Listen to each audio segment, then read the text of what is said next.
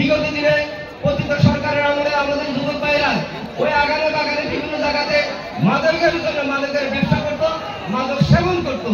আমরা সেটা দিয়ে ফিরিয়ে আনার জন্য আমাদের উদ্যোগ, আমাদের প্রচেষ্টা যেন আমরা চেষ্টা করতেছি। রামগঞ্জ উপজেলার ৮ নং করপাড়া ইউনিয়নের শাহজকি সবুজ সংঘের আয়োজনে বিজয় দিবস উপলক্ষে ব্যাডমিন্টন টুর্নামেন্ট 2024-এর ফাইনাল খেলা শেষে পুরস্কার বিতরণ অনুষ্ঠিত হয়েছে। শনিবার সন্ধ্যায় উপজেলা শাহজকি উদ্দিন উচ্চ বিদ্যালয় মাঠে জমকালো আয়োজনে এই খেলা অনুষ্ঠিত হয়। শাহজকি সবুজ সংঘের সভাপতি কাউসার হামিদের সভাপতিত্বে ও সাধারণ সম্পাদক ইঞ্জিনিয়ার ফারুক হোসেনের সঞ্চালনায় এ সময় প্রধান অতিথি হিসেবে উপস্থিত ছিলেন সংগঠনের পৃষ্ঠপোষক ও রামগঞ্জ উপজেলা বিএনপির সাবেক সাধারণ সম্পাদক, জেলা বিএনপির সদস্য বিফি আব্দুর রহিম। আপনারা জানেন, আমাদের কথা প্রকাশ্য আমাদের নিজের মুখের ভাষাটাও বলতে পারি নাই। সামাজিক কোনো কর্মকাণ্ড থেকে শুরু করে কোনো কর্মকাণ্ডে আপনাদের আমাদের ভাষ্য করা সম্ভব হয় নাই। বিগত জুলাই আগস্ট আন্দোলনের মাধ্যমে এই দেশে গণতন্ত্রের মুখোশ উন্মোচিত হয়েছে, স্বৈরাচারের পতন হয়েছে আজকে সারা দেশে।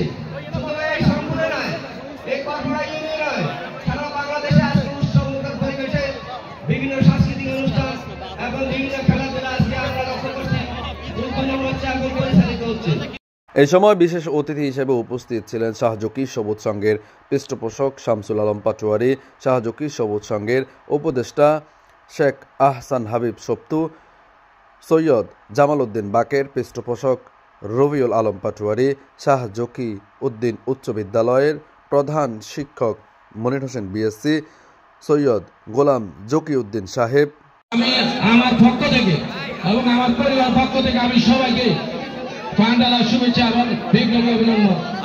আগামী নেতৃবৃন্দ, আমি এই মঞ্চে আসার জন্য আমি ওনাকে অভিনন্দন শুভেচ্ছা কোনো কিছুই জানাবো না। আমি শুধু যতদিন বেঁচে আছি এই ক্রীড়াঙ্গনের জন্য শ্রদ্ধা ভরে স্মরণ করবো। যতদিন বেঁচে আছি ততদিন পর্যন্ত ওনাকে শ্রদ্ধা ভরে স্মরণ করবো। লক্ষ্মীপুর জেলা হাইফে ক্রীড়া সংসদের প্রধান পরিচালক জনাব আহসান হাবিব সপ্তু ভাইকে।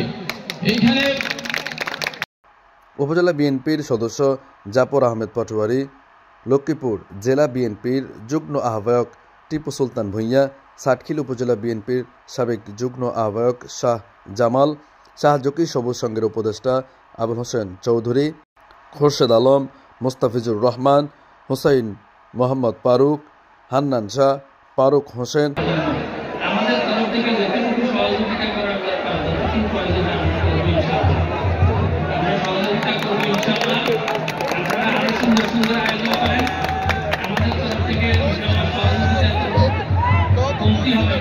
ক্লাবের সিনিয়র সহসভাপতি শহীদুল ইসলাম, সহসভাপতি আব্দুল করিম, মঞ্জুরুল আলম, গোলাম আজম, শাহ আলম, হাসান সুমন।